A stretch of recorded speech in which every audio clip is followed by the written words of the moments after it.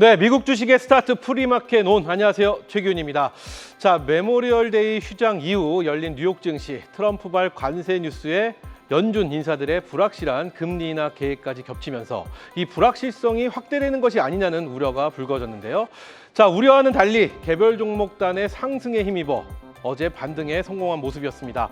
자, 오늘 저녁에 있을 엔비디아의 실적 발표를 앞두고 기술주가 꿈틀거리는 가운데 새로운 주도주로 떠오르는 원전주와 머스크의 복귀 소식에 들썩이는 테슬라까지 지금 꼭 들여다봐야 할 섹터와 트레이딩 전략까지 챙겨봅니다. 자, 가장 먼저 만나는 글로벌 증시 프리마켓 온 지금 시작합니다.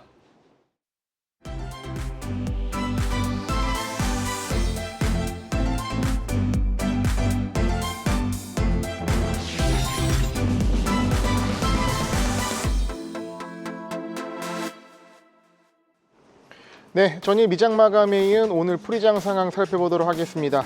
먼저 뉴욕 3대 지수입니다.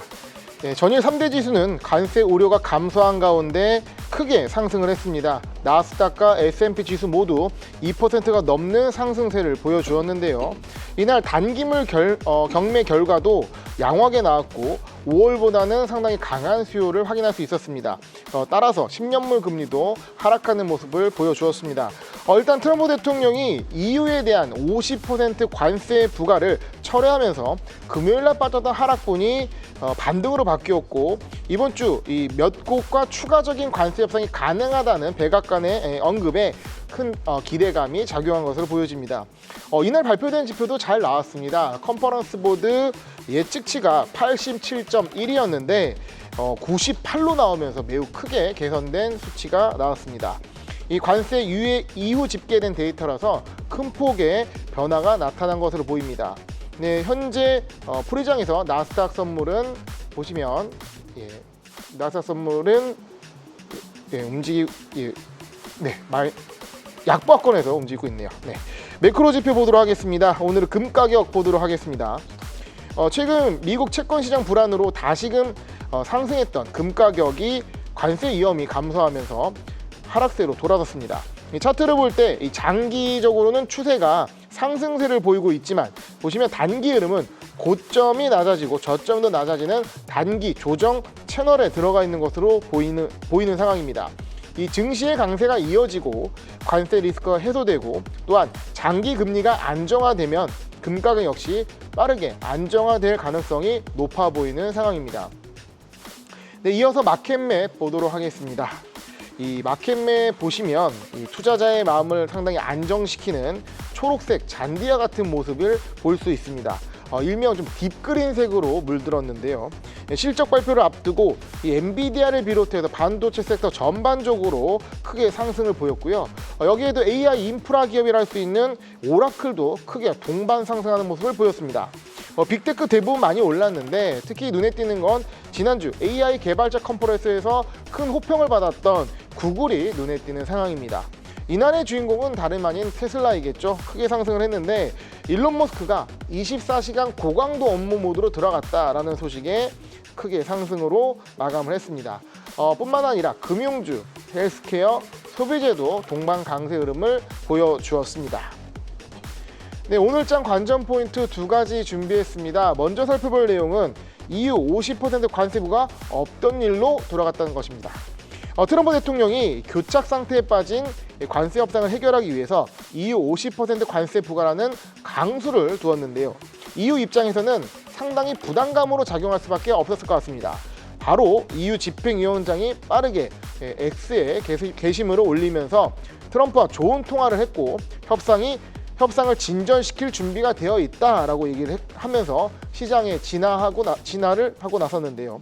이어 바로 트럼프도 EU와의 협상이 잘 진행되고 있어서 관세 유예를 유지한다, 50% 관세 부과는 철회하겠다고 발표를 했습니다. 그런데 50% 관세 부과를 들었을 때 시장이 이를 정말일까라고 받아들이는 사람은 많지 않을 겁니다. 베센트 재무장관도 바로 직후에 이런 부분을 언급하면서 이것은 협상용이라고 언급을 함께 하였습니다. 과연 앞으로 이런 상황이 얼마나 자주 벌어질 수 있을지 지켜보시는 부분이 매우 중요할 것으로 보입니다. 네, 두 번째 관전 포인트 테슬라. 일론 머스크가 전시 선언 언급에 크게 환호했다는 얘기입니다. 24/7, 즉 24시간 7일 내내 일한다라는 얘기인데요. 주 7일 24시간 근무 모드로 일론 머스크가 돌입했다는 것을 본인의 X에 올렸습니다. 회사에서 숙식과 업무를 하겠다. 예. 어떤 사진을 보니까 거의 수렴이 덕수룩하게 자란 모습이 나오고 있는 상황인데요. 지금 테슬라에게 있어서는 테슬라의 본업의 문제뿐만 아니라 이 XAI에 있어서도 매우 중요한 사항으로 언급되고 있습니다. 6월 로봇택시 발표를 앞두고 시장에서는 뭔가 테슬라에게 새로운 것이 나올 것 같다는 기대감이 피어오르고 있는데요. 이에 따라 주가도 크게 상승하는 모습입니다. 이날 시장에 나온 테슬라에 대한 소식은 크게 두 가지입니다. 하나는 좋은 소식이었고 하나는 나쁜 소식이었는데요. 나쁜 소식은 유럽 4월 신규 등록 대수가 마이너스 53% 떨어졌다라는 부분이었고요.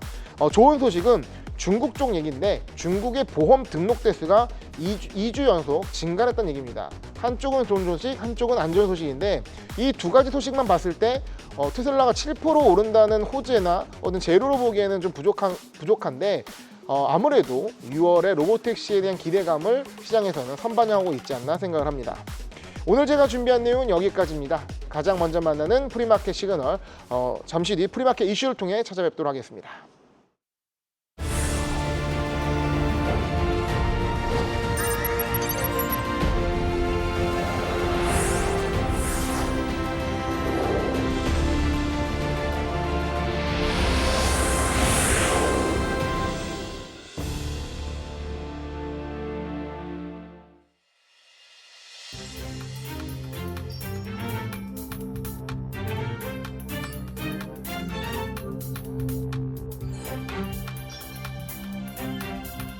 네, 깊이 있는 분석 프리마켓 이슈 본격적으로 시작해 보도록 하겠습니다. 자, 강세로 접어든 뉴욕 증시 대다수의 종목들이 빨간불을 켠 가운데 상승의 가장 큰 재료로 트럼프 대통령과 EU의 관세 협상이 꼽히는데요. 자, 간밤의 뉴욕 증시 상황 어떻게 보셨는지 굉장히 좀 궁금합니다. 일단 다양한 종목단들의 상승이 눈에 띕니다. 이거 어떻게 좀 평가하고 계시는지 눈 마주침 먼저 시작하겠습니다. 그래요. 네, 우리 김호균 차장부터 가볼까요? 네. 일단은 뭐 마켓맵을 보더라도 전반적으로 전 업종이 크게 상승하는 모습이 나왔고 나스닥과 S&P 기준 2% 이상 상승한 것은 굉장히 강세장이라고 봐야 할 것 같습니다. 네. 그런데 이제 전제 조건이 있는데 이전의 상황이 어땠냐라는 건데요. 일단 월요일은 휴장이었고요. 그리고 그 전 금요일에는 트럼프에 비해서 관세 얘기가 나오면서 시장이 네. 크게 빠졌습니다. 지난주 시장 상황은 좀 전반적으로 약세를 보이다가 금요일 관세 이슈가 나오면서 크게 한번 조정을 받는 모습이 나왔는데 이미 풀이장 때 이 EU에 대한 관세 부과가 철회가 되면서 1.4% 정도 상승하면 시작을 했거든요. 즉 금요일 날 하락분을 충분히 만회하고 시작을 했던 상황입니다. 그래서 장중에 올라간 거는 뭐 1.4% 플러스 0.6% 정도. 그러니까 네. 한 1% 정도 추가로 올라간 모습이고 그거의 이유는 뭐 지표도 잘 나왔고 뭐 국채 입찰도 잘 됐고 네. 그리고 백악관발 소식도 추가적인 관세 협상이 가능하다 이런 재료들 자체가 좋은 재료들이 나왔기 때문에 그래요. 이런 상승 모멘텀을 이어갔다라고 보고 있습니다. 그래요. 같은 질문 우리 윤여민 이사께도 한번 여쭤보도록 하겠습니다. 미증시 우려 딛고 동방 상승 이렇게 나왔습니다. 어쨌든 뉴스들의 우려를 일각에 잠재운 듯한 모습을 보여줬습니다. 어떻게 평가하고 계실까요? 일단은 뭐 트럼프 대통령 같은 경우 항상 이제 관세와 관련 협상을 할 때 일단 처음에 상당히 좀 강하게 지르고 나서 뒤에서 어쨌든 뭐 베센트 재무장관이 좀 수술하긴 합니다만 네네. 결국 협상용이라는 부분들이 다시 한번 확인됐다는 점에서 봤을 때 중국과 마찬가지로 이유도 어쨌든 유예가 되면서 좀 더 소프트한 좀 어떻게 보면은 상호 관세안이 나오지 않을까라는 좀 기대감이 있다. 그런 측면에서 봤을 때 그래요. 관세와 관련된 부분들은 제가 볼 땐 더 이상 시장의 발목을 잡을 만한 것이 아니지 않느냐 어떤 이런 좀 희망 섞인 목소리도 있다라고 말씀드릴 수 있을 것 같고 여기에 대해서 경기 지표들이 조금씩 발표되고 있는데 관세에 대한 영향이 그나마 좀 덜 나오는 그래서 컨센서스보다는 좀 좋게 나오다 보니까 네네. 소비 심리 자체는 괜찮네 이런 부분이 좀 나타나다 보니까 관세에 대한 어떤 우려가 되게 완화되는 부분들 여기에 경기 지표에 대한 부분들이 좀 긍정적으로 나오다 보니까 시장 자체는 이러면 네. 업사이드가 있지 않을까 이렇게 생각을 하면서 오히려 좀 환호하지 않았나 생각하고 있습니다. 좋습니다. 일단 이 얘기부터 좀 해봐야 될 것 같아요. 트럼프와 EU의 협상 이게 만만치 않을 것이라는 전망이 나왔는데 생각보다 좀 수월하게 트럼프는 역시 트럼프다라는 생각을 다시 한번 할 수 있었던 상황이 아닌가 싶은데 시장에서는 이 만만치 않은 상황이 이렇게 좀 협상의 길로로 들어서면서 어떤 부분에 좀 환호를 하는 건지도 궁금합니다. 시장에서는 도대체 무엇에 대한 매력을 느끼는 걸까요? 일단은 지금 중국도 마찬가지도 EU도 그렇고 사실 네. 미국 입장에서 보면 좀 어떻게 보면 협상이 좀 힘든 나라들이거든요. 특히 EU 같은 경우는 그래요? 트럼프 1기 때 거의 말을 듣지 않았습니다. 중국도 마찬가지였고요.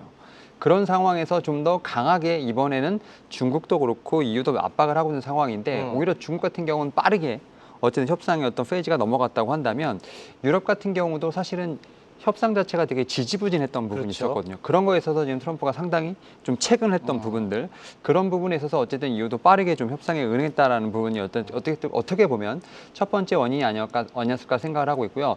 두 번째로는 이유도 좀 강력하게 좀 부양책에 대한 부분들, 특히 이제 상당히 긍정적인 모멘텀을 좀 많이 보여주고 있는 상황이기 때문에 그러한 측면에서 미국 입장에서 보면 앞서 말씀드렸던 이 상호 관세와 관련된 부분들이 더 이상 이제는 장애물이 되지 않을 것이다라는 얘기가 있다는 점은 제가 볼 때는 좀 긍정적으로 좀 시장에서 받아들여지지 않았나 생각을 하고 있고, 결국 이제 트럼프 같은 경우도 증시에 대한 부분, 특히 부양책 관련된 부분들은 네. 신경을 쓰지 않을 수가 없습니다. 왜냐하면 유권자들도 그렇고 특히 결국 너무 이제 몰아붙이게 된다고 하면 시장에서 좀 발작이 계속 나오는 상황이기 때문에 이런 부분도 충분히 좀 염두를 하고 있지 않나 생각하고 있습니다. 앞서 죄송합니다. 앞서 그 지표 얘기도 해주셨어요. 소비자 신뢰 지수가 시장 예상치를 크게 윗도는 듯한 모습의 그런 발표가 나왔습니다. 지표들이 선방한 이유, 왜냐하면 관세 리스크에도 불구하고 지표는 선방을 했어요. 이 부분은 또 어떤 해석을 해야 될지도 궁금합니다. 이걸 우리 김용민 차장. 일단은 이제 어제 발표된 것이 이제 컨퍼런스 보드, 일명 소프트 데이터죠. 네. 근데 이게 예상치를 크게 상회했습니다. 그러니까 저도 이때 방송을 하고 있었는데 와, 지표 엄청 좋다. 네. 이렇게 이제 채팅창에 나올 만큼 좋은 수치가 나왔고, 그로 따라서 증시도 좋은 모습을 보여줬습니다. 근데 왜 이렇게 좋은 수치가 나왔냐라고 네. 했을 때 해당된 수치는 소프트 데이터, 즉 소비 심리 지수입니다. 네. 그러니까 일종의 서베이에 의존을 하는 부분인 거고, 그러니까 연준이 생각하는 하드 데이터가 아닌 거죠. 그리고 이 데이터가 나온 시점이 관세 유예가 확정되고 나온 거기 때문에 관세 유예가 확정되기 전에는 관세에 대한 어떤 시나리오가 굉장히 안 좋게 소비자들이 생각하고 있기 때문에 컨퍼런스 보드가 역대 최저치, 코로나 때보다 더 안 좋은 기대 심리가 확인됐었고, 이후에 관세 이슈가 좀 해소가 되면서 경기 침체로 가는 부분이 적어질 것이고 소비 심리가 개선되는 부분이 나와서 예측치를 크게 상회했다라고 봐야 할 것 같습니다. 그러면 중요한 건 뭐냐? 소프트 데이터는 좀 신뢰도가 좀 떨어진다. 네, 그리고 하드 데이터의 어떤 내용이 좀 필요한 상황인데 이번 주 GDP와 PC라는 하드 데이터가 발표가 예정이 되어 있습니다. 그걸 좀 유념해서 봐야 될 필요가 있다, 이런 말씀이신 거죠? 네, 연준도 그거를 더 중요시할 거로 보여집니다. 결국은 타이밍이 맞았다, 이렇게 좀 해석을 해야 될 것 같습니다. 네, 그렇죠? 그러니까 자, 소비자의 심리는 급격히 왔다 갔다 한다. 한다. 예. 사람의 마음이라는 게 그렇죠. 늘 항상 그렇습니다. 자, 채팅창이 뜨겁습니다. 우리 손석우 앵커 어디 갔느냐 찾고 계신데, 오늘 내일 손석우 앵커의 개인적인 사정으로 해서 제가 이틀 동안만 함께 하시니까요. 이틀만 꾹 참아주시고 저희와 함께 해주시기 바라겠습니다. 자, 계속해서 이제 엔비디아 이야기를 좀 해보고 싶습니다. 신형 AI 반도체 블랙엘 기반의 서버 생산 차질 문제가 해소가 되면서 엔비디아 이 실적 기대감 나오고 있고요. 충분히 유효하다, 어떻게 보시나요? 충분히 유효하다고 보시는지, 엔비디아에 대한 전망이 궁금해집니다.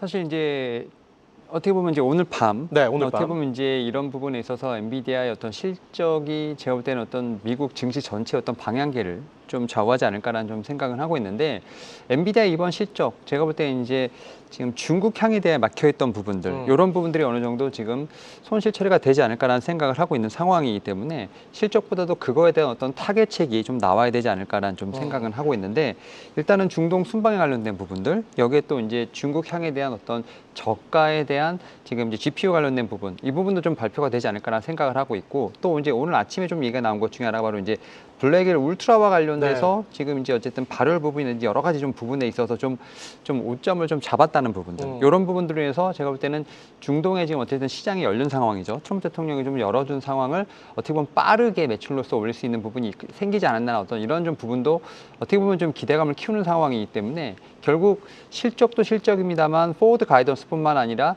어떻게 보면 하반기에 어떻게 매출을 올릴까에 대한 부분들이 좀 더 제가 볼 땐 시장에서 관심을 갖고 있지 않나 생각을 하고 있고요. 그런 부분에서 뭐 중국향이라든지 어쨌든 기존에 좀 오점이 있었던 부분들, 여기에 대해서 중도향에 대한 부분들을 좀 더 구체적으로 말하게 된다고 하면 오히려 좀 시장에서 좀 원하는 답변을 좀 들을 수 있지 않을까 생각하고 있습니다. 그래요. 블랙의 생산 차질이 해소되면서 엔비디아 영토가 더 커질 것 같다. 이렇게 평가를 해주셨는데 한 발 더 나가 보면 블랙의 울트라 시리즈까지 출시 예정입니다. 실적만큼이나 중요한 가이던스에도 충분히 반영이 될 만하다고 보시는지 우리 김호균 팀장으로 팀장의 해주시죠. 네. 저희가 밖에서는 네. 코칭이 좀 달라서요. 팀장의 이야기를 좀 듣고 싶습니다. 일단은 작년에 컴퓨텍스 2024에서 엔비디아 주가를 끌어올렸던 네. 부분은 엔비디아의 로드맵에 시장이 깜짝 놀랐던 거죠. 그러니까 호퍼 이후에 블랙엘이 지금 출시가 될 예정이었고 그 다음 스텝으로 루빈을 얘기하고 그 사이사이에 울트라 시리즈를 하면서 1년 단위로 칩을 이제 차세대 칩을 생산하겠다, 출시하겠다는 얘기 나왔는데 지금 상황에서는 이걸 더해서 네. 루빈 다음에 파인만을 또 언급을 했고요. 그리고 또 중요한 건 뭐냐면 1년 단위가 아니라 반기 단위로 끊고 가겠다. 더 빨리 컴퓨팅을 늘려나가는 생산을 하겠다라는 네네. 부분이 있거든요. 그래서 엔비디아의 성장 속도는 전혀 멈추지 않는 모습이 나오는 거고 지금 시장에서 가장 중요한 거는 이런 미래 로드맵도 중요하지만 과연 이번 분기 실적에서 블랙일이 얼마나 잘 차질 없이 생산이 되었는가 이런 부분에 대해서 이미 수요는 넘치기 때문에 공급을 잘해주면 그 수요를 다 매출로 만들 수 있는 부분이거든요. 그래서 그 부분에 대해서 중심적으로 볼 것 같고 그러면 그런 블랙엘의 양산이 잘 됐을 때 마진율이 높아질 겁니다. 지난 분기에 마진율이 좀 꺾이는 모습이 나왔고 마진율이 이제는 좋아질 것이다. 블랙의 양산이 들어가게 되면 그 마진율이 좋아지는 개선되는 부분이 이번 시기에 확인이 되는지가 네. 어떻게 보면 시작을 보는 관전 포인트. 불과 몇 시간 남지 않았네요. 그래요. 네. 좋습니다. 자, 이렇게 해서 첫 번째 엔비디아 얘기를 해봤는데요. 두 분 뭐 엔비디아에서 추가적으로 더 하실 말씀 있으면 들어보고요. 없으면 다음 섹터로 넘어가 보겠습니다. 뭐 엔비디아 네. 같은 경우는 어쨌든 뭐 세론에 대한 부분도 좀 염두하시는 분이 계시겠습니다만 제가 어제도 말씀드렸습니다만 엔비디아는 제가 볼 땐 대체제가 없는 대체제가 없는. 상황이기 때문에 그렇기 때문에 늘 봐야 되는. 네, 그래서 오히려 좀 기준점을 봐야 되지 않을까 생각하고 있고 오히려 좀 매물 출회가 나오게 된다면 비중을 좀 확대할 수 있는 오히려? 네, 네. 혹은 뭐 신규 매수를 할 수 있는 어떤 그런 구간으로 나오지 않을까 생각을 하고 있기 때문에 오히려 엔비디아에 대한 부분에 있어서 뭐 실망한다 혹은 뭐 이제 어쨌든 그런 부분이 나오게 된다면 오히려 좀 제가 볼 때는 좀 기다렸다가 그래요. 예, 좀 매수를 하는 좀 그러한 전략도 분명히 필요하지 않을까 생각하고 있습니다. 좋습니다. 자, 이렇게 해서 엔비디아 이야기 해봤고요. 계속해서 이제 원전주로 또 한번 들어가 보도록 하겠습니다. 미국 증시의 주도 섹터로 지금 떠오르고 있는 원전주입니다. 차세대 원자로 그리고 또 군사 인프라 그리고 또 규제 완화까지 그야말로 드라이브를 제대로 걸어주고 있습니다. 이런 상황에서 섹터의 전반적인 오름세가 굉장히 빨라질 거라는 시장의 기대감도 넘쳐나는 상황인데 이 부분 어떻게 보고 계시는지 이번에 김호균 팀장부터 한번 들어볼까요? 네, 최근에 시장을 뜨겁게 달아오른 섹터가 두 곳이 있는데요. 네. 하나 양자, 양자. 그리고 하나가 SMR입니다. 사실 양자 쪽이 올라가는 부분에 있어서는 확실한 근거가 좀 부족한 느낌이 있습니다. 그러니까 새로운 기술이 개발됐다라는 부분이 있었고 기업의 어떤 M&A 얘기도 있었고 한데 실질적으로 이게 주가에 이렇게 반영될 만한 재료인가라는 의문이 들긴 하는데요. 어떤 수급에 의한 상승의 가능성이 좀 높게 보이고 해당되는 기업들 자체가 시총 자체가 크지 않기 네네. 때문에 이런 어떤 이 시장의 흐름에 따라서 움직이는 부분을 보는 상황입니다. 하지만 이 원전 쪽은 다릅니다. 원전 쪽은 펀더멘탈 쪽으로 굉장히 강한 흐름이 들어오고 있고 네. 그거에 따라 수급이 받쳐주는 모습이거든요. 말씀하신 대로 지금 이 감세 안에서도 원전에 대한 부분은 좀 다르게 다른 에너지와는 다르게 접근을 하고 있고 그리고 행정명령 자체가 어떤 속도를 그러니까 그 규제를 완화하는 쪽도 나오고요. SMR에 대한 기술 강화 이런 쪽으로 트럼프는 얘기하는 원전의 미국의 이 경쟁력 상승 이 부분을 이제 강조하고 있기 때문에 그런 어떤 제도적인 지원이 받쳐진다면 SMR이라는 영역 자체가 흔히 말하는 가시적 성과를 내는 수익화하는 데 시간이 많이 걸릴 거로 예상했는데 그게 앞당겨지면서 주가 상승 모멘텀이 나오는 거거든요. 근데 어쨌든 이것도 미래 기대감이기 때문에 좀 신중하게 어떤 판단할 필요는 있다라고 생각합니다. 애매합니다. 기대감은 분명히 있는데 거기에 신중함이 또 필요하다고 말씀하시니까 그러니까 두 축으로 봤을 때는 SMR 쪽 좀 더 근거가 있고 양자 있고, 쪽보다는 네. 두 개 같이 움직이지만 하지만 이 부분에 있어서 일단 재료에 대한 반영이 있기 때문에 그리고 그 재료의 반영 자체는 기대감이기 때문에 이후에 향후 실적이 받쳐주는 걸 보면서 접근하는 것이 좀 안전하다라는 얘기죠. 추이를 좀 지켜보면서 갈 필요가 분명히 있다라는 말씀으로 해석하도록 하겠습니다. 자, 그럼 우리 윤여민 이사님께는 요즘 굉장히 뜨겁죠. 뉴스케일. 뉴스케일에 대한 기대감이 상당합니다.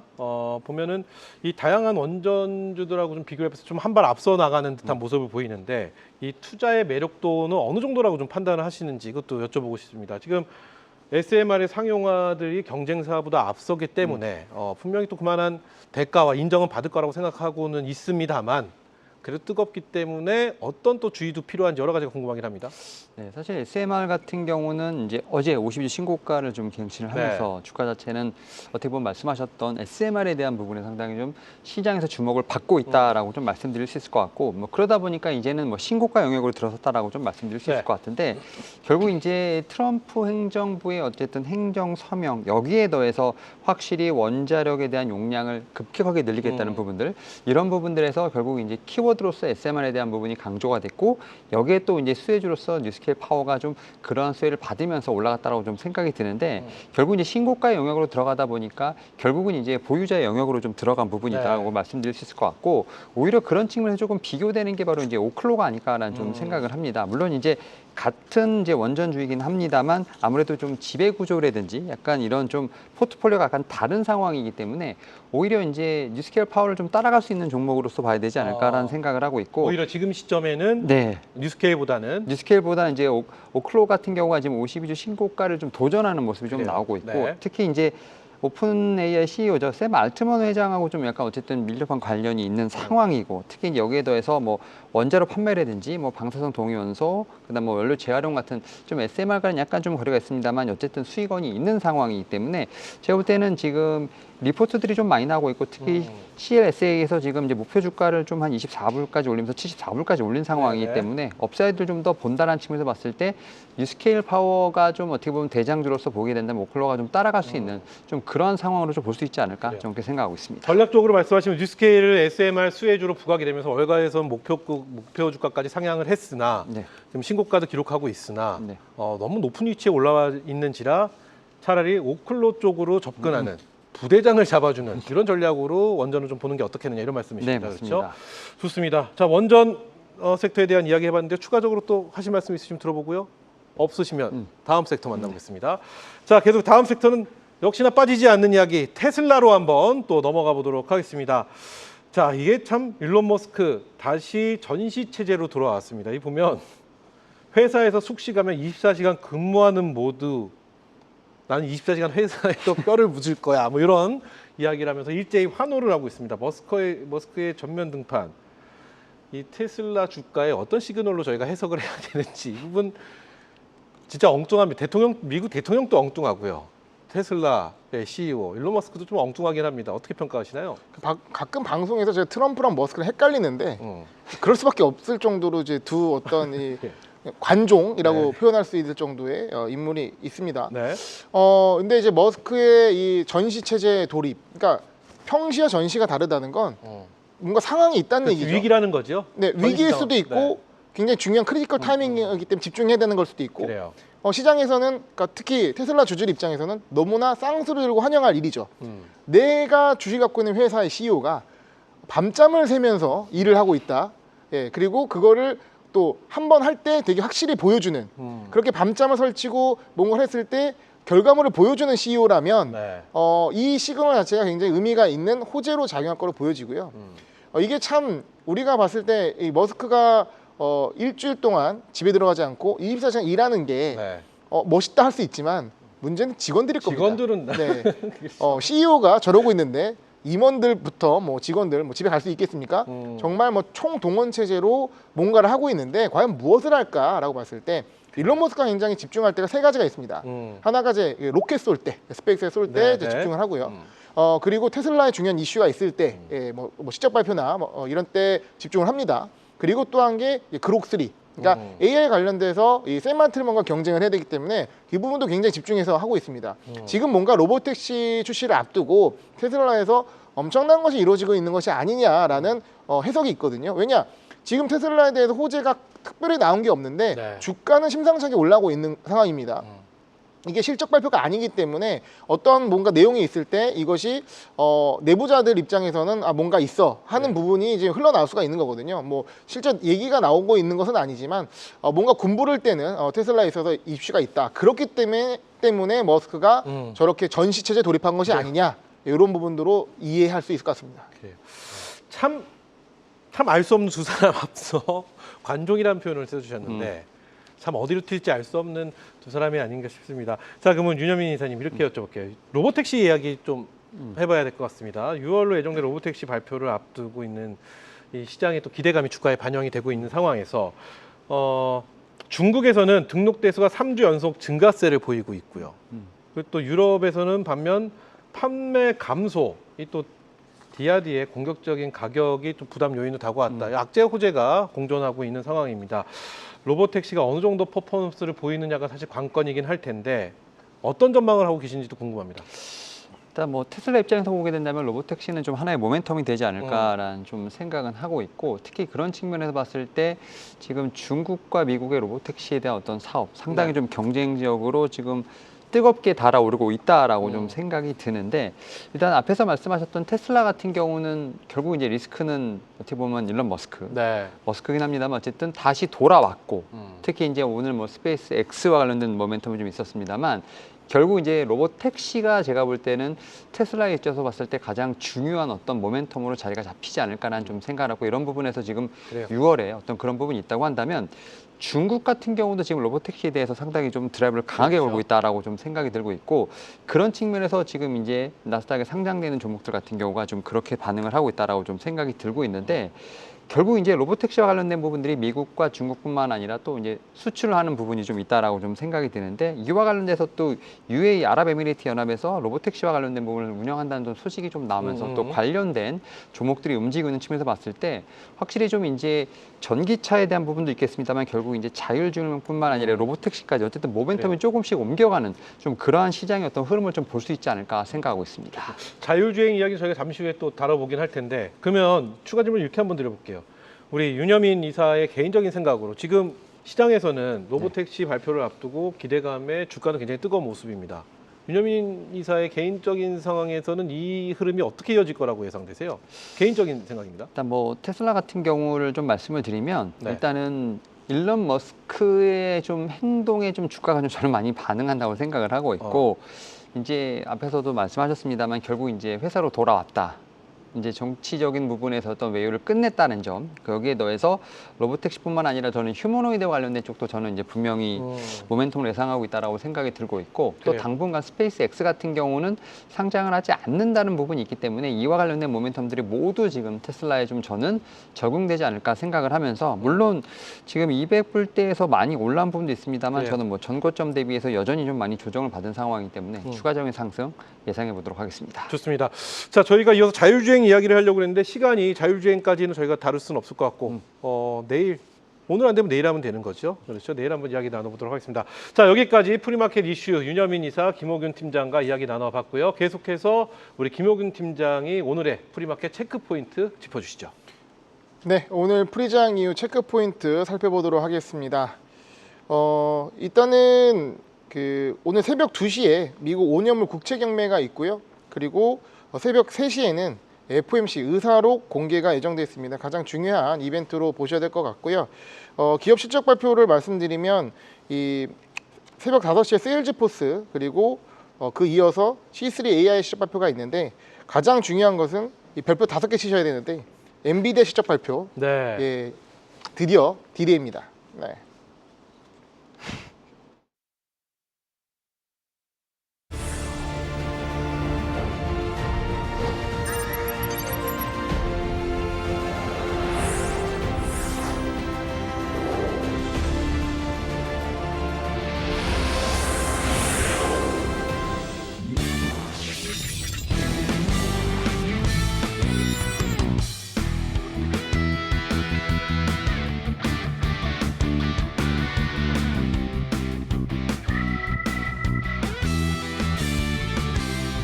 네, 가장 먼저 만나는 글로벌 증시 프리마켓 온 함께하고 계십니다. 자, 계속해서 이어지는 시간 시그널 포커스 시간인데요. 미국과 이후의 관세 유예 소식에 증시는 급등세를 이어가고 있는데요. 아직까지 위기가 전부 해소되었다고 보기엔 껄끄러운 시선도 사실입니다. 자, 반복되는 트럼프의 관세 유예 정책에 시장의 낙관론 또 고개를 들고 있는데, 자, 아직까지 남아있는 불확실성은 없는 건지 이 시간 더 프레미어 강관우 대표와 함께합니다. 안녕하세요. 안녕하십니까. 반갑습니다. 네. 처음 뵙겠습니다. 네. 자, 오늘 좋은 이야기로 잘 이끌어 주시기 바랍니다. 먼저 큰 그림으로 본 시장의 전반적인 분위기가 좀 궁금해집니다. S&P 500 지수가 연초 수준을 회복하면서 시장에선 낙관론이 좀 고개를 들고 있다. 뭐 이런 최근에 평가도 이제 나오고. 시장이 많이 미국 시장이 회복되다 보니까 네. 이제 낙관론이 점점 이렇게 퍼지는 이런 느낌. 그리고 지난번에 4월 초중순에는 좀 아주 급락을 했었잖아요. 네. 근데 그거 대비해서 M7을 중심으로 해가지고 상당히 지금 가파르게 올라와 있다. 이렇게 되다 보니까 투자 심리도 조금 이제 풀리면서 조금 긍정적인 방향으로 좀 가려고는 하는데, 계속적으로 이제 트럼프가 쥐었다 놨다 쥐었다 놨다 하는 이런 장세가 지속되고 있다, 이렇게 보시면 됩니다. 근데 여러 가지 이제 데이터들이 들어오는 차트들이 대표적인 게 두 가지가 있잖아요. 그래서 오늘 또 차트를 좀 네. 풀어보겠습니다. S&P 500하고 빅스 차트를 이렇게 보시면은 S&P 500 기준으로 보면은 전 고점을 갔다가 다시 약간 밀렸다가 이번에 어제 또 이렇게 강하게 반등을 줬지 않습니까? 네. 근데 밑에 보시면 RSI라고 해서 제가 지난번에 70 정도 갔을 때 한 2주 전에 이제 다시 좀 조정이 올 수 있습니다, 이렇게 말씀을 드렸댔는데, 왜냐하면 RSI가 70을 넘어간다고 하면 과열 국면으로 들어간 거다. 그때도 분명히 말씀을 드린 바가 있습니다. 근데 네. 약간의 조정을 거친 후에 다시 지지를 받고 고개를 드는 이런 모습. 최근에 모건 스탠리에서 연말 S&P 500의 목표 타겟을 6,500선으로 이렇게 제시를 했거든요. 그런 저런 영향이 좀 시장에 배어드는 게 아니겠느냐, 이렇게 생각을 하고 있고요. 네. 오른쪽에 빅스 지표를 보면 역시 변동성 지표가 과거의 평균 수준이, 그러니까 시장이 조금 괜찮아지려면은 15 정도로 내려가야 되는데 네. 아직은 이제 18 정도에 있습니다만은 20선을 하회하면서 지금 점차적으로 내려가는 이런 국면에 오다 보니까 시장의 심리가 점점 좋게 지금 바뀌고 있다, 이렇게 이제 읽으시면 되고요. 네. 그다음 이제 차트를 하나 더 보시면 말이죠. 글로벌 시장이 전체적으로 연초 대비했을 때 좌측에 나오는 게 보면은 다우존스가 있고 나스닥이 있습니다. 그리고 필라델피아 반도체 지수도 있는데 전체적으로 연초 수준까지는 지금 회복이 돼 있다, 이런 생각을 이제 하시면 돼요. 물론 오른쪽에 쭉 보시면 금이나 비트코인 이쪽이 상대적인 강세를 이어가고는 있습니다만은 어쨌든 미국 주식들은 지금 연초 수준까지는 도달했다. 그런데 서학개미 입장에서는 또 다른 얘기죠. 네. 서학개미들은 환차손을 지금 잇고 있는 이런 상황이거든요. 그러니까 미국 시장이 연초까지는 왔습니다만은 환율 때문에 전체적으로 한 마이너스 10% 정도는 지금 손해를 보고 있는 이런 국면이다. 그리고 앞으로도 원화 환율이 조금 강세로 갈 가능성이 많기 때문에 주식에서 좀 올라갈 수는 있어도 환율에서 조금 손해가 있을 수가 있다. 그러니까 그래요. 서로 상쇄하다 보면은 결국은 생각했던 기대 수익률보다는 조금 원화 기준으로 좀 덜 나올 수 있다. 이 점을 좀 염두를 하시면 좋고요. 마지막으로 한 차트만 더 터치를 해보겠습니다. 네, 네. 지금 CNN 비즈니스에서 나오는 뭐 탐욕, 공포지수 이걸 보시면 지금 시계가 65까지 갔어요. 지난 4월 중순에는 저게 한 자릿수까지 극단적인 공포 국면까지 몰렸던 저 시계거든요. 근데 65 정도까지 와 있습니다. 최근에 뭐 70선까지 갔다가 왔다 갔다 하고 있는 건데 아주 지금 그 시장이 달아오를 대로 달아오른 국면은 아니기 때문에 60에서 70 이사이에 있습니다. 그러니까 어떻게 이제 해석하시는 분들은 강세장은 뭐 근심의 벽을 타고 오른다, 이런 네, 얘기를 네. 하지 않습니까? 그러니까 여기서는 아직 판단을 제가 볼 때는 조금 유보를 할 필요가 있는데, 왜냐하면 미국 시장이 그렇게 싼 시장은 아니거든요. 그래서 어쨌든 여기서 극단적으로 지금 시장이 과열됐다, 이렇게 보기에는 아직은 이르다. 그래서 아직 피크는 나오지 않았다, 이렇게 보고 있습니다. 아, 좋습니다. 자, 그러면 이제 M7 이야기를 좀 해보고 싶습니다. M7 종목들의 흐름을 보면 아직까지 편차가 굉장히 큰 모습을 보여줄 수가 있는데, 일단 테슬라, 머스크의 로보택시로 뭐 인해서 기대감 속에 상대적으로 강세를 보이고 있는 반면, 기존의 강자였던 우리 애플, 알파벳 등은 여전히 만족할 만한 상황은 아닌 걸로 보여지고 있습니다. M7의 온도차, 이게 당분간 이런 식으로 좀 지속이 될 거라고 보시나요? 그러니까 최근에 이제 주가가 한 달 동안 강세를 보이면서 네. 반등을 하는 거 보니까 테슬라가 뭐 단연 선두를 지키면서 어제까지도 뭐 강하게 이렇게 올라가잖아. 24시간 그 근무를 한다, 이런 네네. 생각에 이제 기대감이 커지는 건데, 뭐 저는 계속적으로 차익 실현 하시는 게 어떤가 이런 생각을 하고 있고 뉴스 지상에서도 제가 이렇게 발견한 기사들은 네. 서학개미들이 최근에 테슬라에 있어서 차익을 많이 실현하는 그런 움직임이 있더라 이런 얘기가 있고 또 반면에는 애플이나 딴 쪽으로 가서 좀 저평가된 M7 중에서 저평가된 쪽으로 가고 있더라 이런 뉴스들이 나와요. 그래서 제가 볼 땐 단기적으로는 뭐 테슬라가 더 올라가는 네, 거에 네. 대해서 조금 아까운 면은 있지만 저평가 쪽으로 가는 게 약간의 뭐 방어적인 느낌도 있고 그리고 만약에 따라가다가 또 이게 잘못될 수도 있잖아요. 그런 느낌으로 약간씩 그 트리밍 아웃 하는 거는 상당히 좋은 그 생각이다 이런 생각을 하는 게 그다음 제가 선행 PER 차트를 이제 매주 이렇게 보여드리려고 네네. 하는데 그 생각을 제가 하고 있는 이유는 이렇습니다. 테슬라가 선행적으로 봤을 때 PER이 171배예요. 그러니까 시장의 M7이 저희가 평균적으로 봤을 때 한 30배 전후인데 그거에 대여섯 배 지금 가 있는 거거든요. 근데 네. 최근에 나온 얘기 중에 또 하나는 실적이 좀 안 좋다라는 얘기도 나왔지만 더 최근에 이제 얘기는 중국의 BYD가 네네. 차량 가격을 이제 또 그렇죠. 인하를 쭉 한다는 얘기가 나오죠. 풍미까지 올라온 거죠. 그러면 여기는 또 안 따라갈까요? 더 인하를 하면 앞으로 뭐 전기차에서 나오는 이익 그거는 크게 기대할 게 없을 거다. 근데 다시 보시면은 이게 선행 PR이 171배인데 네. 지금 나온다는 얘기가 뭐죠? 로보택시 6월 기대감이 있잖아요. 발표 기대감이 있는데 지금 노란 주황색으로 돼 있습니다만 우버랑 이제 계속돼서 이제 비교가 될 거라고요. 근데 우버가 선행 PR이 31배입니다. 그러니까 제가 볼 때는 테슬라의 이 상당한 이 고평가는 지금 전기차뿐만이 아니고 우버 같은 이제 로봇 택시에 대한 기대감이 상당히 들어와 있다라는 게 있기 때문에 뭐 이게 돼가지고 얼마나 급속도로 우버의 경쟁력, 경쟁 시장을 잠식할지는 모르겠습니다만 어쨌든 고평가된 것은 맞다. 그러니까 약간씩 줄어드는 게 맞다 이렇게 보고 있습니다. 그럼 대표님 앞서도 말씀을 해주셨는데 이분 개인 성향일 거는 같습니다. 지금 뭐 좋은 흐름을 보이고 있는 테슬라를 쫓아갈 것이냐, 아니면 지금 상대적으로 M7 기업 중에 저평가를 받고 있는 애플이나 알파벳 등으로 들어가는 게 더 좋은 전략이냐, 성향 그나마 차이인데. 애플하고 알파벳은 최근에 이제 AI 전략이 그렇죠. 좀 부재하다 이런 좀 비난이 있었잖아요. 네네. 근데 이제 알파벳 쪽은 최근에 이제 지난주에 발표를 했고 네. 애플이 조금 미진한 부분이 있어요. 그리고 애플 같은 데는 최근에 좀 미운 털이 박힌 느낌이 있어요. 중동 가는데 트럼프 가는데 같이 안 갔잖아요. 그러니까 계속 뒷담화를 트럼프 대통령 그래요. 입에서 이렇게 하는 이런 지금 상태로 바뀌었기 때문에 시장에서 그거를 역차별로 지금 애플을 조금 하고 있다 이렇게 보시면 됩니다. 다만 밸류에이션을 봤을 때 여전히 저평가 국면에 있는 것은 맞고 애플 걱정하지 말라고 그랬잖아요. 그러니까 그런 쪽으로 생각을 하시면서 좀 장기적인 관점으로 좀 바라보시는 게 어떤가 이렇게 보고 있습니다. 연예인 걱정과 애플 걱정을 하지 말아야 된다. 네. 말씀 좀 들어보면은 애플이나 저평가되어 있는 쪽으로 좀 시선을 옮겨보는 게 어떻겠느냐는 의견으로 해석도 됩니다.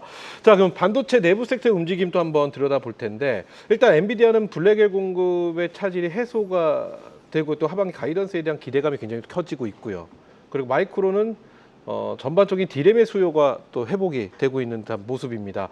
자, 동방 상승을 이어가는 이 반도체 섹터에 대한 투자 전략은 어떻게 세우는 게 가장 하지만 현명할까요? 전일밤에서 이제 엔비디아, 네.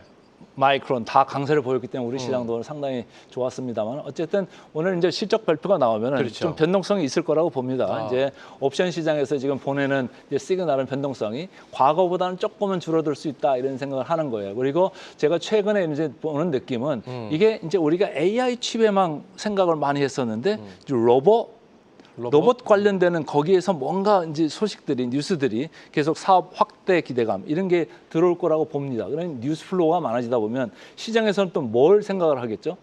멀티플이 더 높아진다 이런 생각을 하는 거예요. 아까 그래요. 제가 말씀드릴 때 테슬라가 지금 171배까지 갔다고 말씀드렸습니다. 그 안에는 우버 같은 로보택시의 기대감이 상당히 들어와 있다 이렇게 말씀드렸잖아요. 근데 지금 엔비디아는 AI 칩에 대한 얘기만 들어와 있고 거기 실적에만 지금 보고 있는데 앞으로는 로봇 관련되는 그 기대감이 밸류에이션으로 들어올 수 있다. 그러니까 지금 시장에서 타겟 프라이스를 뭐 162불 정도로 지금 보고 있는 것 같은데 아직 업사이드가 좀 있다고 보여지고요. 네. 그래서 제가 볼 때는 뭐 세론으로 뭐 하루 이틀 더 조정을 받을 수 있다 그러면 되게 찬스가 또 올 것 같다 이런 생각을 하고 있습니다. 마이크론 같은 경우도 뭐 반도체 관련해서 같이 올라가는 느낌이 있기 때문에 이쪽도 꼭 보셔야 될 종목이다 이렇게 저는 단언하고 싶습니다. 엔비디아는 접근할 수 있는 룸의 폭이 좀 더 남아 있다. 더 넓은 폭이 들어가 접근할 수 있는 곳이 충분히 공간이 남아 있다. 이렇게 해석하신다는 거죠? 네, 그런 거죠. 아까 그 선행 PR 같은 걸 봐도 그래요. 엔비디아가 지금 31배인데 아까 뭐 테슬라 보이듯이 이렇게 높이 올라갈 수 있는 멀티플 그래요. 확장 국면에 있을 수가 있고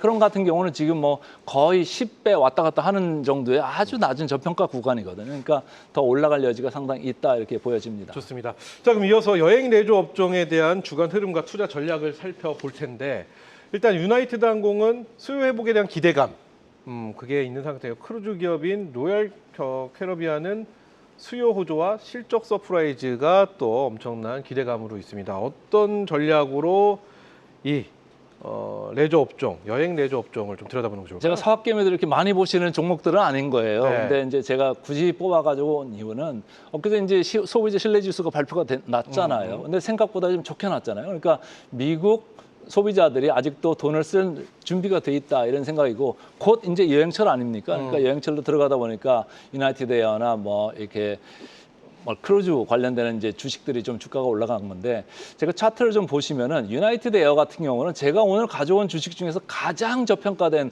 회사입니다. 뭐 선행 PR로 봤을 때 한 자릿수밖에 안 되는 이런 종목인데 이 차트를 보시면은 지금 빨간 선이 장기 이동 평균선이고 검은색이 이제 단기 이동 평균선인데 이게 지금 보니까 다 선순환으로 지금 돌고 있잖아요. 그리고 밑에 RSI를 봐도 뭐 70 근처가 아니고 50 근처에서 이제 고개를 드는 이 선순환 구조의 초입에 있기 때문에 좋게 보셔도 된다. 그리고 지금 여행 시즌의 피크로 이제 슬슬 들어가기 시작하면서 주가가 계속 좋을 수가 있다. 그리고 최근에는 유가 또한 상당히 도움이 되고 있다. 유가가 뭐 내려가고는 있지만 트럼프 대통령 입장에서는 야 배럴당 이거 50불에서 60불까지 더 내려가야 되는 거 아니냐 이런 생각들을 가지고 있기 때문에 이것은 기름을 많이 쓰는 항공산업 상당히 그 순풍이 될 거다 이렇게 보는 거죠. 네, 좋습니다. 이렇게 해서 오늘은 여행 레저 업종까지 저희가 해야 될 것 같습니다. 자, 오늘 시그널 포커스 강관우 대표와 함께했습니다. 오늘 도움 말씀 감사합니다. 고맙습니다. 가장 먼저 만나는 프리마켓의 중요한 시그널 프리마켓 나옵니다. 이 시각 현재 미국 시총 50% 내 대형주 중에서 의미 있는 시그널이 포착된 중요 종목들 빠르게 확인해 보겠습니다. 전날 뉴욕 증시는 트럼프 대통령의 대EU 관세 연기 여파가 이어지고 국채 금리가 내려가면서 상승 마감했는데요. 그 여파가 오늘 프리장엔 어떤 영향을 미치고 있을지 의미 있는 움직임 보여준 무버 종목들과 함께 확인해 보겠습니다.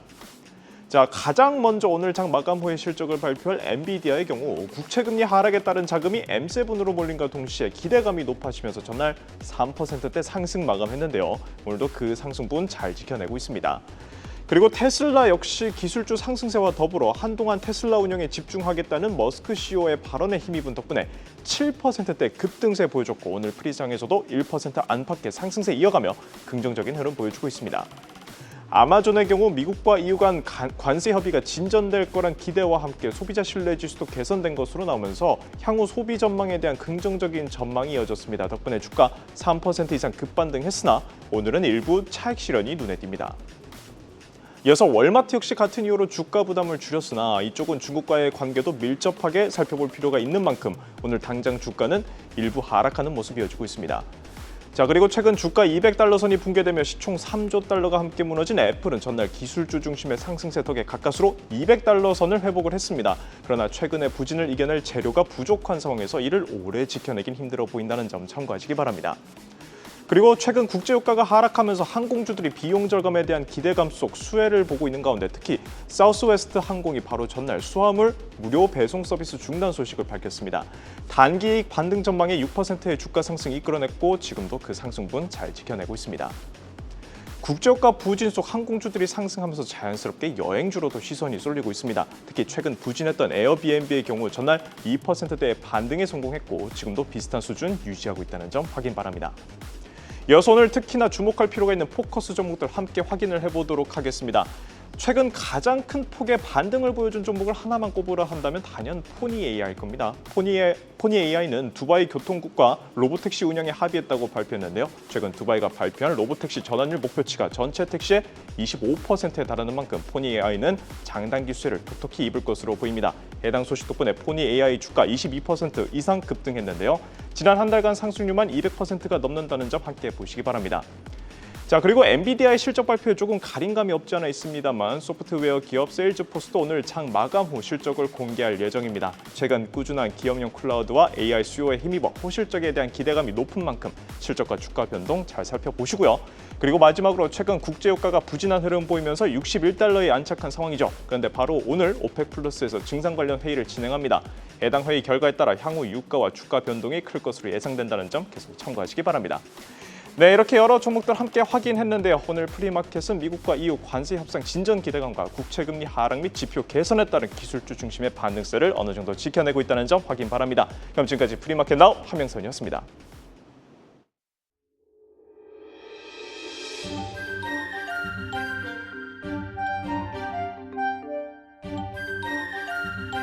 네, 10분 만에 들여다보는 중국 증시 10미닛 차이나 시작해 보도록 하겠습니다. 이 시간 박준석 파트너와 함께합니다. 안녕하세요. 네, 반갑습니다. 안녕하세요. 반갑습니다. 자, 중국의 공적 자금 규모가 사상 최고치를 네, 기록을 했다. 네. 이거 어떻게 우리가 어떤 시사점을 놓고 좀 봐야 될까요? 최근 들어서 중국은 계속적으로 예금 금리를 낮추면서 네. 시장의 유동성을 많이 불러일으키고 있습니다. 그거에 힘입어서 오늘 기준으로 공모펀드 자금 자체가 현재 지금 사상 최대치 약 33조 위안 자체가 현재 지금 운용이 되고 있다라고 보시면 좋을 것 같습니다. 이 자금 자체가 어떻게 이제 우리가 체크를 해봐야 되냐라고 하게 된다면은 일단은 이 자금 자체는 시장에서 계속적으로 유입이 될 자금이라고 보시면 좋을 것 같습니다. 현재 지금 개인 투자자뿐만 아니라 기관들 마찬가지로 주식이라든지 채권 형식에 있는 이런 펀드 자체에 대한 자금 자체가 계속적으로 들어오고 있고요. 이 들어오는 것 자체가 결국에는 신국구조라는 이제 정책상에서 네. 그걸 토대로 지금 현재 유입이 되고 있다는 점을 우리가 주목하시면 좋을 것 같습니다. 그러면 이게 이 자금 자체가 기존처럼 여러 증시적으로 봤을 때 전반적으로 되게 자금 자체가 뿌려지는 것인지 아니면 집중적으로 뿌려지는 것인지 이 두 가지 적에서 그래요. 우리가 판단할 필요가 있을 텐데 지금 현재로서는 집중적으로 결국에는 시장에서 양적적으로 뭔가 들어가는 것이 아니라 좀 질적을 위주로 해서 현재 지금 수익률 측면에서 그리고 또 얼마나 많이 투자자들에게 신뢰를 회복하는지 이러한 점들을 포커싱해가지고 공적 자금들이 들어오고 있다. 이렇게 좀 체크하시면 좋을 것 같습니다. 좋습니다. 자, 계속해서 샤오미 이야기를 좀 해봐야 될 것 같습니다. 샤오미가 1분기 실적 발표를 했는데 예상보다 훨씬 뛰어난 성과를 냈다는 평가가 나오고 있습니다. 과거에도 이 시간을 통해서 샤오미를 언급해 주셨다. 네. 라고 꼭 언급을 해달라고 네. 말씀해 주셨다고 하는데 대단합니다. 어쨌든 네. 이번 샤오미의 실적 이거 어떤 의미가 갖고 있을까요? 사실 제가 샤오미 관련돼 가지고는 4월부터 계속 꾸준하게 말했던 종목 중에 하나인데요. 그래요. 샤오미 이번 실적 발표는 사실상 시장의 서프라이징을 나타냈고요. 시장 컨센서스 대비해서 봤을 때 10% 이상 시장 대비 봤을 때 네. 좋았다라고 보시면 좋을 것 같고 매출은 작년 대비 봤을 때 47%, 순이익도 64% 정도로 지금 현재 100위안을 찍었다라고 100억 위안을 찍었다라고 우리가 보이면 좋을 것 같습니다. 중요한 점은 샤오미가 실적 발표가 좋게 나왔음에도 불구하고 왜 주가는 생각보다 많이 못 갈까 이런 점들에 대해서 투자자분들이 좀 우려하실 것 같은데요. 지금 현재 우리가 샤오미를 바라볼 때 이렇게 좀 바라봐야 될 것 같습니다. 현재 지금 샤오미는 지금 꿈틀꿈틀 중이다라는 것만 좀 주목하시면 좋을 것 같고요. 샤오미가 지금 현재 경쟁사로 두고 있는 것이 바로 애플이라고 보시면 좋을 것 같습니다. 애플은 현재 과거에도 그랬지만 애플의 생태계를 가지고 뭐 인터넷이라든지 그리고 모빌리티 관련돼서 이런 생태계를 꿈꾸고 있는데 그래요. 그 생태계상에서는 지금 현재 애플은 애플카도 조금 더 딜레이가 됐고 실패했고 그다음에 그 관련돼 가지고 AI 관련돼 가지고도 약간의 딜레이가 됐었지만 샤오미 현재 그런 부분들을 잘 채워 나가고 있다. 이런 점도 보았을 때는 지금 현재 샤오미랑 애플을 두 가지의 차트를 좀 더 우리가 비교하게 된다라면은 현재 지금 실적 발표로 인해서 많은 급반등을 하지 못했지만 그럼에도 불구하고 둘 간의 격차는 지금 벌어지고 있다는 점 우리가 이런 점들을 조금 더 체크하시면 좋을 것 같습니다. 그러면 우리 파트너께 여쭤볼게요. 단도직입적으로 샤오미 지금 접근하기 가장 좋은 상황이라고 생각하시는 걸까요? 맞습니다. 저는 지금 올해 기준 봤을 때도 계속적으로 지금 샤오미에 대해서는 저에게 저평가돼 있다고 생각하고 있고요. 네. 올해 기준을 봤을 때는 지금 샤오미가 50% 상승 그리고 애플이 마이너스 20% 정도의 하회를 보여주고 있지만 이게 3년치 조금 더 길게 보게 된다면 애플이 항상적으로 우위가 있을 수밖에 없습니다. 하지만 지금 현재 샤오미에 대한 기술력에 대한 입증을 토대로 해서 주가 지수가 상승하는 거다 보니까 여전히 저평가에 머물러 있다. 이렇게 좀 말씀드리도록 하겠습니다. 그래요. 샤오미와 애플의 주가 추이 비교를 하니까 확실히 눈에 네. 한번에 들어오는 것 같습니다. 자, 계속해서 세계 최대 암호화폐입니다. 아스코 2025에 대한 이야기를 좀 해봐야 될 것 같은데 뭐 딴 건 다 거두절미하고 준시바이오 사이언스 이거 도대체 네. 어떤 기업이고 또 어떤 기대감을 갖고 있는지 궁금합니다. 사실 지금 이제 아스코 관련돼 가지고 이제 암호화폐가 열리게 되는데 네. 이제 우리가 국내 시장이라든지 미국 시장이라든지 많은 종목들을 아마 우리가 리서치를 했었을 겁니다. 근데 중국 관련돼 가지고는 리서치가 조금 더 부족한 상황 속에서 제가 오늘 준시 바이오 사이언스라는 기업을 가져왔습니다. 네. 이 기업 같은 경우 중국의 대표적인 좀 이제 제약 바이오 기업이라고 보시면 좋을 것 같고요. 실질적으로 면역 항암제 관련돼 가지고 판매하는 기업이고 그다음에 팔립마비라는 이제 그러한 FDA로 승인 받은 그걸 토대로 해서 판매하고 있는 기업이다라고 보시면 좋을 것 같습니다. 그래서 최근에는 이제 뭐 싱가포르라든지 다양한 뭐 치료제서부터 승인을 받았었고 중국 내에서도 지금 현재 이러한 것들을 토대로 해서 지금 암 관련돼 가지고는 각광받는 기업이다라고 여러분들 조금 더 인지하시면 좋을 것 같습니다. 그래서 최근 들어서 아스코 관련돼 가지고 이런 이벤트들이 나오다 보니까 현재 지금 준시바이오 같은 경우에도 최근 들어 주가 흐름 자체가 좋다라는 것을 우리가 체크하시면 좋을 것 같고요. 차트를 보시면서 좀 직관적으로 확인하시면 좋을 것 같은데요. 차트를 토대로 보게 된다라면은 현재 지금 이전치 갔었을 때 기준으로 한번 우상향한 뒤로부터 지금 그래요. 꾸준하게 우상향을 하고 있는 모습을 우리가 좀 참고하시면 좋을 것 같습니다. 네. 우리가 지금 시장을 바라볼 때는 조금 크게 한 가지만 좀 여러분 주목하시면 좋을 것 같습니다. 이게 뭐냐면은 4월달 시장 내에서 시장 자체가 낙폭을 한 이후로부터 추가적으로 누가 더 많이 회복하는지 이런 부분들만 좀 참고해 보게 된다라면은 준시바이오도 그 중에 하나다 이렇게 좀 보시면 좋을 것 같습니다. 준시바이오도 말씀드리니까 매력을 굉장히 많이 느끼고 있습니다. 네. 샤오미 대 준시바이오. 나의 선택은 저는 샤오미입니다. 샤오미. 알겠습니다. 이렇게 되면 또 시청자 여러분이 좀 생각하기 편하지 않을까 싶습니다. 네. 자, 시간이 없어서 이거 짧게 여쭤보겠습니다. 네. 미중간 휴전 이후에 정상화가 될 것이라는 기대감이 분명히 있었으나 네. 이 중국에서 미국으로 가는 컨테이너 수는 그에 비해서 반등이 좀 굉장히 제한적이다라는 얘기가 네. 솔솔 들려오고 있습니다. 이거 어떤 의미로 해석을 해야 될지 짧게 요거는 한번 들어볼게요. 짧게니까 차트만 딱 한번 띄워두고 네. 보시면 좋을 것 같아요. 결국에는 생각보다 많이 지금 미국으로 향하는 중국발 컨테이너 수가 적다. 적다. 이것만 여러분들 좀 알고 계시면 좋을 것 같습니다. 그래서 실제로는 많이 될 줄 알았지만 적다라는 점만 여러분들 알고 계시면 좋을 것 같고 이것이 결국 관세 관련돼서 유예가 될지 안 될지 이런 부분들 체크를 해봐야 될다. 이렇게 말씀드리도록 하겠습니다. 아, 오늘 뭐 깔끔하게 10분 안에 모든 것을 중국 시장에 다 정리를 해주셨는데 특강이 있으세요? 네, 맞습니다. 강의가 있으시죠? 네, 제가 따로 네. 중국 관련돼 가지고 여러분들이 투자 관련하신 분들 중에서 좀 궁금하시거나 아니면 좀 고민이 있으신 분들 입장에서는 제가 중국 관련돼서 투자 실전 특강을 제가 마련했다 보니까 요거를 좀 여러분들이 참고하시게 된다라면은 네. 오히려 중국 투자에 대해서 조금 더 이렇게 봐도 좋을 것 같다. 이런 식의 투자 포인트들도 우리가 참고할 수 있으니까 이런 것들 조금 여러분들이 참고하셔서 보시면 좋을 것 같습니다. 서울전화 02-3490-5016인데요. 중요한 건 무료여야 됩니다. 무료입니다. 아, 네. 그럼 궁금한 중국에 관한 모든 이야기 다 여쭤봐도 되나요? 맞습니다. 투자 포인트 관련돼 가지고도 그렇고 어떻게 사야 되는지 어. 그리고 이런 부분들에 대해서도 제가 또 준비를 해놨습니다. 그래요. 이런 기회 놓치시면 안 되죠. 네. 시청자 여러분들, 중국 좀 집중을 해볼 필요가 분명히 있지 않을까 싶습니다. 자, 태민이 차이나 우리 박준석 파트너와 오늘 함께했습니다. 오늘 감사합니다. 네, 감사합니다. 네, 가장 먼저 만나는 글로벌 증시 프리마켓 온 오늘 저희가 준비한 시간은 여기까지입니다. 저희는 내일 오후 5시 30분에 또 다시 찾아뵙겠습니다. 그럼 내일 뵙죠. 감사합니다.